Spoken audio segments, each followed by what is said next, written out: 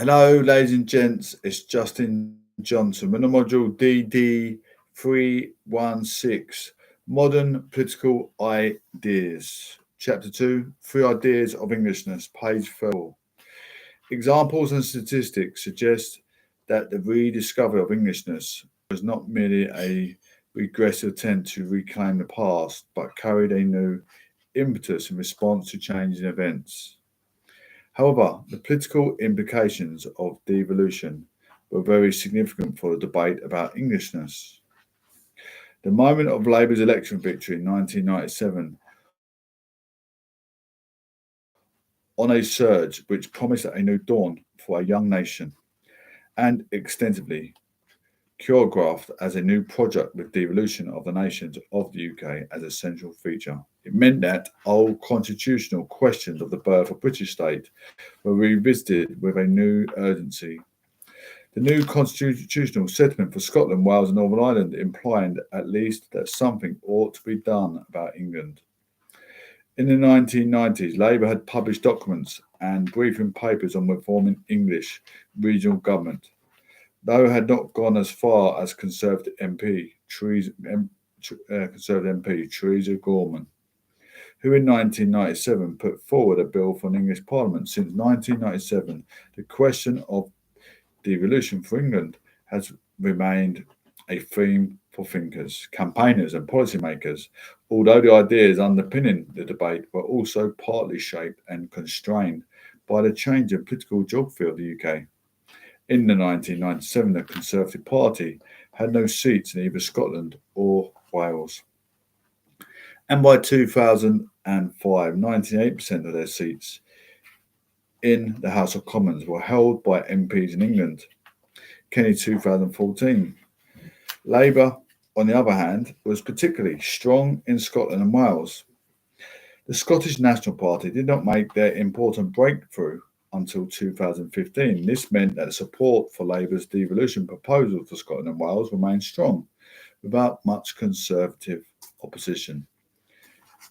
In England, which maintained a strong Conservative base, there was general scepticism towards the implication of Scottish and Welsh devolution. At the same time, there was an absence of any strong commitment to pursue a project of English devolution. 6. The breakup of Britain. Political geography of the UK began to change the following: declined support of new Labour government. In Scotland, the rise of SNP brought a nationalist challenge to Labour hegemony, while the strength of a Conservative hold on England was significant in positioning English resentment towards Scottish and Welsh devolution. Rather than as a case for English political devolution, it was this context that different ideas of Englishness competed. Linda Coley, in her seminal work, Britons, Coley 1992, had set out the historical context in which the British identity had been forged in the island nation. An entity distinct from the continent, including the significance of religion and empire for its different peoples. Crucially, she raised the question, revisited in latter editions, of the durability of Britain, giving challenges to it from the Scottish and Welsh identities and their movements for change. Moreover, some had long predicted the breakup of Britain.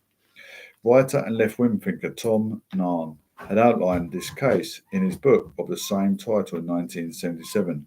Nairn argued that the British state had developed its power and influence in the world through the domination of an English class system, which had been eschewed any radical modernisation in favour of a regressive nationalism in which the other nations of the UK, as well as the English regions, were subordinate. This was some similarities with Stuart Hall's view, and that Wales and Scotland were faced with international colonisation. Like Hall, Nairn had little optimism for progressive Englishness and saw constitutional reform or devolution within the UK as merely attempts to maintain the British state in new form. Nairn's conclusions, which he reiterated following New Labour's devolution policy, have close connections to those of Hall, a fellow New Left thinker. On the legacy of empire, Though they arrived at their conclusions from different starting points, they shared doubts on the viability of progressive Englishness within the British state. Krishan Kumar in Kenny 2014 has also agreed that the new debates about Englishness had revived only in the context of the crisis in the British state. Much of the search for a new British identity should be seen as a consequence of Rump Britain, still coming to terms with its history.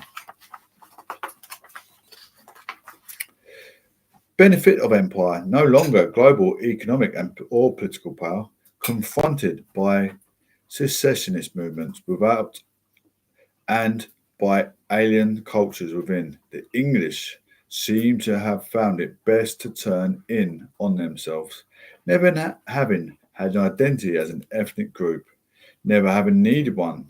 They are now in the process of inventing one. A more optimistic and radical interpretation of Englishness has been put forward by Labour MP John Cruddas. Cruddas, perhaps following a similar trajectory to that of the Orwell 70 years earlier, felt that New Labour's cosmopolitan elite had lost touch with some of its heartland working class supporters, and that an important way of reconnecting with them was to embrace a modern radical Englishness, or else England and patriotism will simply be right-wing politics of loss and sourness. This is mentioned in Cruddas 2011. Cruddas was part of the so-called Blue Labour stand of Labour thinking, which grew under the leadership of Ed Miliband, influenced the latter ultimately unsuccessful attempt to mobilise support around a one nation idea. Cruddas' views stimulated some policy briefings, speeches and forums, and interest in forms of English regional devolution, heightened by criticism of power vested in London and the South East. But what to do about Englishness remains an open question for policymakers. Perhaps the strongest notion of Englishness as a political identity was evident in the ideas of UKIP, notably during the 2016 referendum on Britain's membership of the European Union. Though nominally campaigning on the issue of the EU membership, including a customs union on single market, UKIP political ideas reflected a more conservative and populist view of Englishness, seeking to restrict immigration and defend what they held to be Britain's timeless cultural traditions. The formal policy positions espoused by UKIP on such issues as the English questions are less important than a generalised mood that has sought to mobilise and appeal to an injured and disavowed sense of Englishness figures as an important theme within the wider discourse of complaint. Some saw this as a revival of aggressive Englishness traced to loss of empire, a retreat to the parallelism of the early years of or Little England attitude towards foreigners. However, another less publicised interpretation of UKIP's intervention might suggest that it also reflected an earlier latent English republicanism, traced back to the 17th century English radicalism, the aim of which was to reassert sovereignty in the people in order to free them from hierarchical and unaccountable European bodies, that there was an historical link between the popular revolt and the levellers and that of the leavers against the uncountable powers in Selborne 2016. While the political ideas underpinning UKIP's political identity have some connection to the conservative notion of Englishness outlined by Scruton. There are some missions. Scruton's Englishness had rejected any civil republican nations of popular sovereignty from below. His English was rooted in common law, hereditary and tradition. UKIP's Oakeshott, who held the view that Englishness has evolved over time, drawing on common traditions and adapting to different voices in national conversation.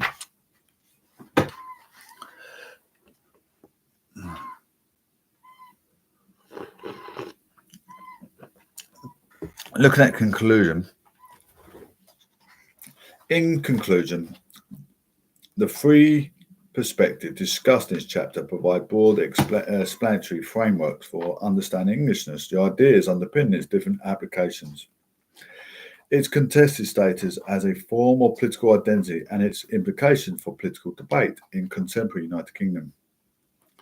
The three perspectives make connections between fingers and ideas over time, but these should be considered as always following the same trajectory or part of any narrow doctrine. George Orwell's radical patriotism owes something to Edwardian ideas of Englishness, constrained by empire, which he experienced at first hand and predates multiculturalism, while John Cruder's perspective was developed in a very different period. When the British state was under scrutiny on some questions, Orwell may have some more in common with Scruton than Hall, while on others, such as criticism of its class inequalities, he would clearly share more with Hall. Scruton's Englishness would preserve many of the things Orwell sought to change, while the ideas of Scruton ascribed to its core identity whether those Hall found regressive and ultimately impossible to reconcile with experiences. Hall welcomed the political changes associated with devolution, but was unconvinced that it would lead to progressive Englishness. Within the New Left, however, his view was contested by historian E.P. Thompson and others, who believed that the contemporary left could be inspired by the radical English legacy of the Levellers. The three perspectives of Englishness presented here enable us to understand why we study political ideas. They offer frameworks for understanding broader questions while provoking contested views and arguments about where power lies and what policies might be adopted in order to effect change. Within these perspectives, political thinkers, including, for our purpose here, a writer, a sociologist, and a professor of philosophy, among others, can help to facilitate our understanding of politics and, by examining and evaluating their ideas, help us in our own thinking. Chapter 3: The Generators of Ideas.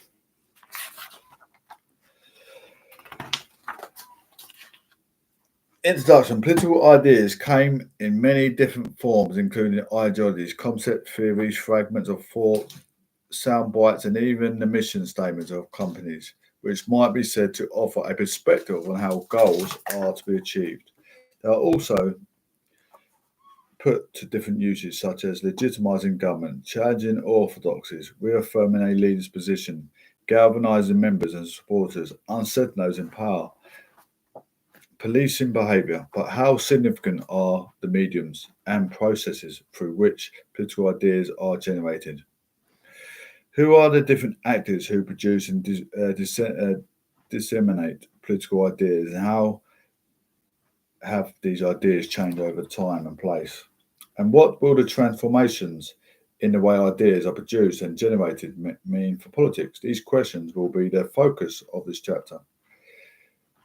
The ways in which political ideas have been generated have inevitably been shaped by the political space and freedoms available, the ordering of society and nature of political rule, as well as technological, global, and cultural transformations. Consequently, the generators of ideas over time include pamphlets and manifestos, but also sermons and even poetry. They include political parties, but also, depending on the context, propagandists, social movements, residents' association, and pressure groups. They can include party activists, but also internet bloggers, citizen journalists, newspaper editors, columnists, and film directors. We're now used to a vast range of media and information with campaigns and demonstrations, let alone elections, dominated by social media. And instant reporting, political ideas can reach more people in a shorter space of time. Social media had expanded the range of who we are included as the producers of ideas, as well as offering more space and opportunity for leaders and representatives to be confronted. Cajoled and commended by the click of a button, ideas are seemingly produced and inhabited instantly, and political parties, activists, and intellectuals have, in the main, embraced these new public spaces. However, the ways in which ideas are produced, the restrictions placed upon their producers and the contested space in which they are consumed are all crucial in understanding political change. Some historical examples will help contextualize the significance of these changes to the environments in which ideas are generated and disseminated, as well as pointing to continuities over time. Three different ways in which political ideas have been generated are discussed within this chapter. They're not to be seen as exclusive or even the most important, but rather are intended to illustrate the breadth of factors. The last section asks whether the dissemination of political ideas have been affected by the rise of populism and what has been called post-truth. Pamphleteers. The complexity of modern Western democracy and global politics provide many different, I should underline a word, many different spaces and channels of influence. These can vary according to political system, the present of constitutional rights, the nature of civil society, the automotive association outside of the state, the availability of technological apparatus and legacy of political traditions, individuals in different historical periods, or in closed or totalitarian systems have needed to adopt whatever methods have been available in order to have their voices heard. In the 18th century Europe, pamphleteering was a popular way to get ideas across, to reach beyond small groups in order to disseminate, communicate ideas and galvanize others. The impact of a radical thinker. Thomas Paine, an decisive officer from Thetford, Norfolk, was almost entirely due to his and that of his followers' ability to disseminate his books and pamphlets at a time of turmoil and upheaval. His influence extended across British, American, and French politics, and his ideas reflected influences from the European Enlightenment, notably on this belief in progressive change through the extension of an inalienable rights of freedom of expression, of sovereignty, and vested in the people. He put forward some of these ideas as a member of the Lewis Town Council during his stay there from 1768 to 1774. Yet Paine's initial influence was in America, where he moved in 1744. While suffering the financial problems and after meeting author, newspaper editor, and inventor Benjamin Franklin, Paine's pamphlet Common Sense, initially publicized anonymously by an Englishman as Paine's Truth, was widely distributed throughout 1770, the year of Amazing Revolution.